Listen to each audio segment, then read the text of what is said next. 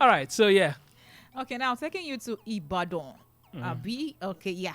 St. David Cathedral in Ibadan, Oyo State, is prepared to celebrate its 170th. Mm. I didn't say 17th, though.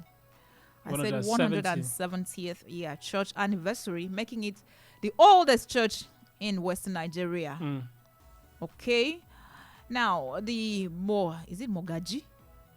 Of a Boderin in compound, okay, in Ibadan land, and chairman of the 170th anniversary committee, Chivo Lutunde Oboderin, okay, disclosed this on Monday. There will be a whole of activities to mark this celebration. It's going to be a very, very legendary, yes, of course, and significant because 170 years. It's not a small thing. And he said the essence of this celebration was to package the history, okay, like I said, of Christianity in the town and lay down a good legacy and foundations for generations to come.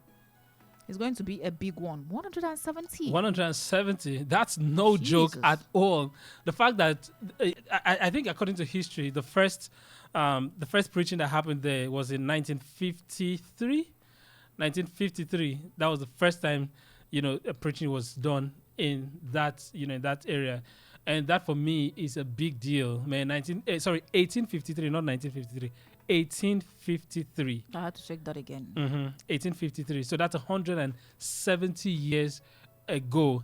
Now, when I saw that, and the fact that they're talking about history. Did you also see that the first gospel was preached there on April 27? That's in 1853. That's what I'm talking about. And to think about the fact that they're thinking about history, preserving history, that is a big deal for me. So big shout out, like 170. I'm thinking like my mom and my dad were they even born by then? No. I don't think so. Oh God. Yeah. So the fact that they're thinking about preserving history is a big deal for me. Now that reminds me of there's a church in Etinan. There's a church in Etinan, and they celebrated their centenary. That's 100 years. Yeah, many years ago. Okay. I can't remember how old that church is now. That would be a very big one happening in Akwa Ibom State. So, okay. They celebrated that many years ago. So I can't remember exactly the name of that place, but I know that every time I pass there and I see that, it makes me really happy. And at some point, it's around Etinan, so we can say people from Etinan, if you're around there, yeah, you can please let us in the know. Etinan people, please Etinan people. call us and let us know. Let us know the name of that church. And if you know a church that is that old in Akwa Ibom, talk to us about it. Now, this is the thing. There was a time somebody was talking about, they were talking about renovating the church, and making it look modern. And when I heard that, I said, no, don't do it. Preserve that history, because many times when you go outside Nigeria, there are many cathedrals that people go to visit, as historic sites. Yes.